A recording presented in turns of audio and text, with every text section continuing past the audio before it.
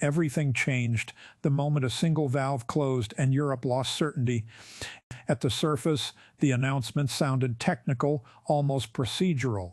Russian state suppliers cited maintenance schedules, contractual adjustments, force majeure language buried deep inside energy agreements negotiated years earlier.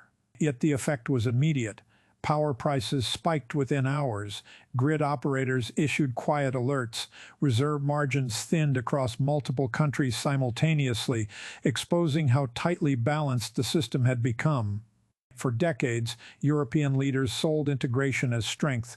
Interconnected markets, shared grids, and cross-border energy flows were presented as insulation against shock. Regulators assured publics that diversification, storage, and liberalized markets had removed existential risk. The architecture appeared rational, resilient, modern, but it depended on continuity. It assumed the line would always stay open. Warnings existed, analysts flagged concentration risk, engineers modeled low probability, high impact supply interruptions, security agencies quietly questioned the wisdom of treating energy as apolitical. Those signals were filed, debated, deferred. Cheap supply delivered political calm, growth stayed intact, elections passed without consequence. When the flows slowed, responsibility dispersed instantly. Companies pointed to contracts, governments cited markets, institutions invoked process. No single hand appeared on the switch. Yet the outcome was undeniable.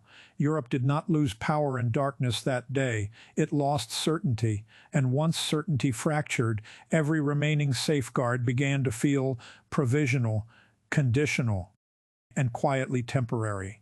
No alarm screamed yet, but inside ministries and control rooms, the understanding settled that something fundamental had shifted, and whatever came next would not ask permission or wait. For consensus across a continent still pretending control, Europe's exposure was not an accident of geography or an unforeseen shock. It was constructed deliberately over decades through policy choices that treated energy as a commodity stripped of politics. After the Cold War, Russian gas arrived cheaper, closer, and more reliable than alternatives.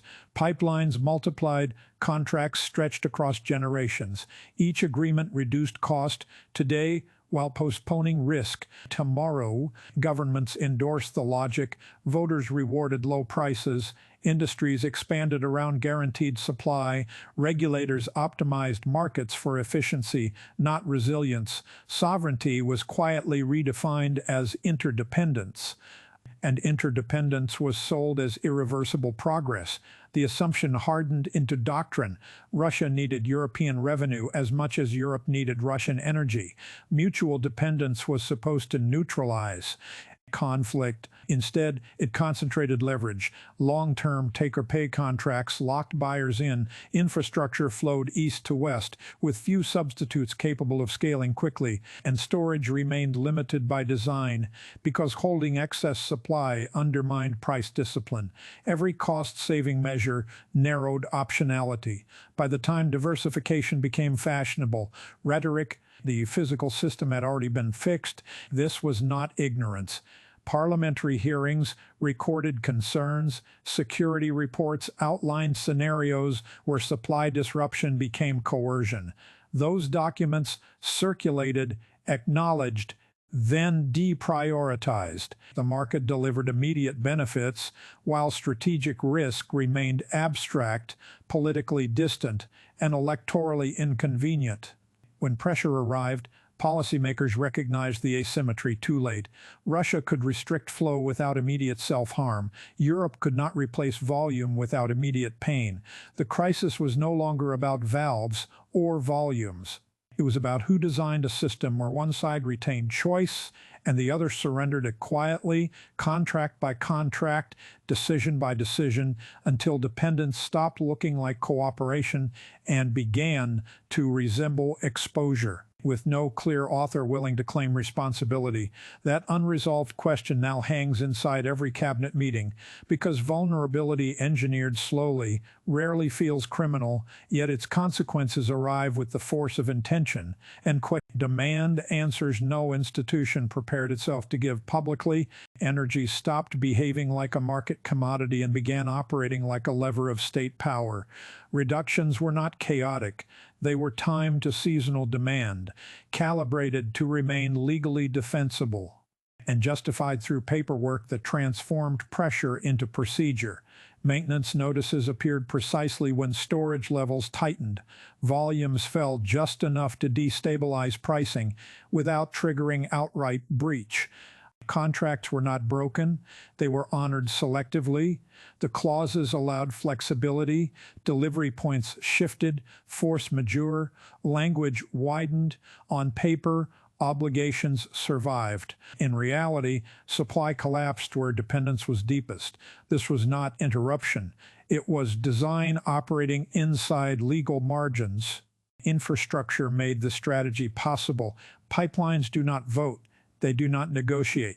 They deliver leverage, silently moving molecules according to valves controlled far from the consequences. Unlike sanctions, infrastructure requires no announcement. Unlike military force, it provokes no immediate retaliation. It simply reorders scarcity. European responses revealed the asymmetry. Sanctions punished revenue months later. Gas shortages punished households immediately. Diplomatic protests carried no operational effect. Legal challenges moved slower than markets. Every tool available operated downstream from a system already constrained. Officials insisted this was economics, not coercion. Yet pricing behavior told another story. Futures spiked on rumors. Utilities hoarded. Governments intervened to cap costs, absorbing losses that markets could no longer price rationally. The signal was unmistakable. Confidence evaporated before supply did. The weapon was not gas itself. It was uncertainty introduced deliberately into a system built on predictability.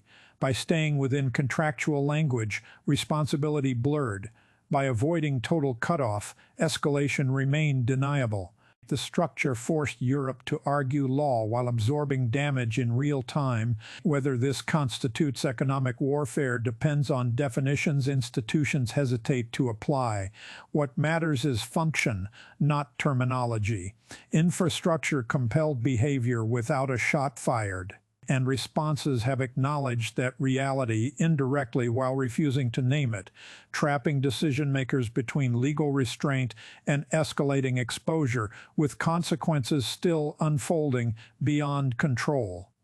Emergency summits multiplied as conditions deteriorated, producing statements faster than solutions. Ministers convened overnight, cameras captured urgency, communiques promised coordination. Yet every declaration collided with national law, regulatory limits, and political red lines drawn long before crisis. Authority existed everywhere, execution existed nowhere. Energy policy remained national. Grid responsibility fragmented. Subsidy rules constrained intervention. State aid frameworks demanded approval, while prices moved by the hour. Each government acted defensively, securing domestic supply first, announcing relief packages that distorted markets next, and only then consulting partners. The system rewarded unilateralism precisely when collective action was required. Institutions designed for stability faltered under stress. The European Commission could recommend, not compel. Agencies could monitor, not command. Treaties optimized consensus, not speed. Decision-making slowed as stakes rose. Procedure replaced judgment. Delay accumulated silently, like pressure in a sealed system. The grid did not wait.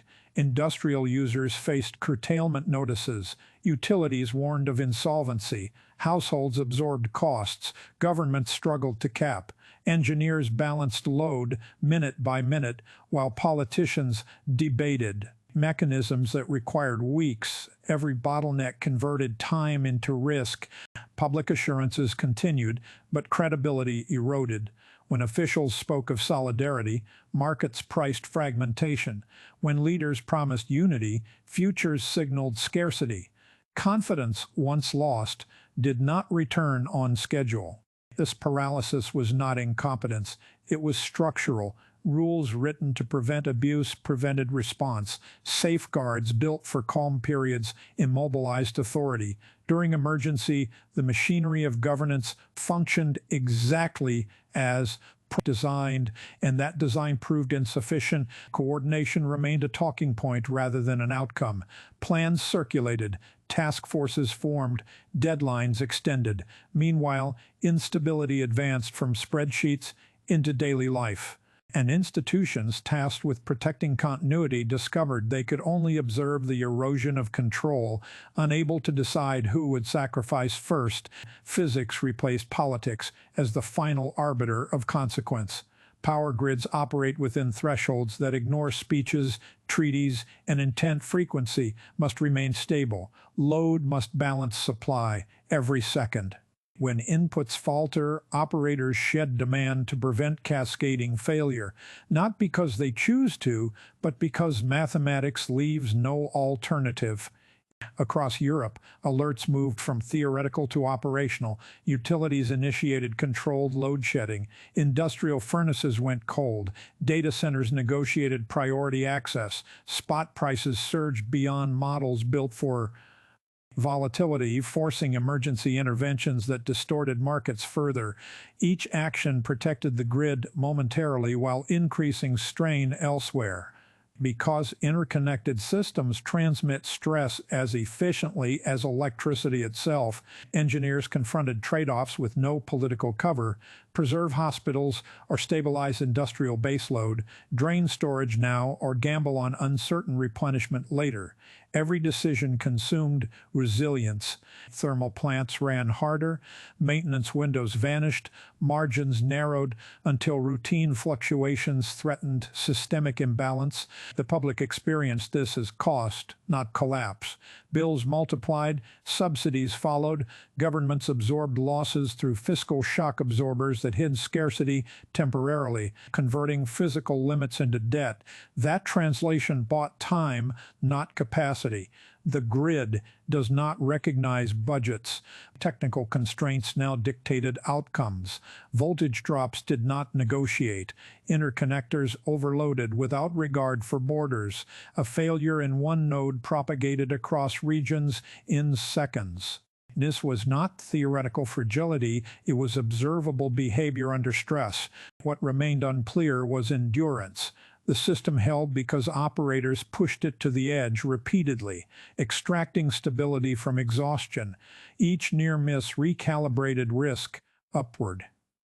The question was no longer whether the grid was stressed, but how many more shocks it could absorb before a single misalignment crossed an irreversible threshold, turning managed scarcity into uncontrolled collapse with no manual override available. No policy announcement could change that physics, and no institution could guarantee the next imbalance would remain containable under pressure when reserves were thinning and operators were already making sacrifices. Nobody admitted publicly. Accountability retreated behind paperwork. As consequences accelerated, contracts became shields, not commitments. Force majeure clauses expanded to absorb shock, converting strategic decisions into unforeseeable events by legal estoppel definition. Supply disruptions were framed as compliance within margins, not failures of obligation. Lawyers replaced operators at the center of response. Governments followed the same pattern. Leaders spoke of outrage while citing constraints. International trade law limited retaliation. Arbitration timelines stretched into years. Emergency powers stopped short of contract abrogation. Because breaking agreements risked market collapse and investor flight, each safeguard designed to ensure stability now protected inaction. Corporations litigated preemptively. Utilities sought compensation, suppliers defended interpretation, responsibility fragmented across jurisdictions until no single actor carried the full weight of consequence. Every decision was technically defensible. None were morally sufficient. Public pressure intensified as bills arrived and service faltered. Citizens demanded accountability framed in simple terms. Who chose this? Who benefits?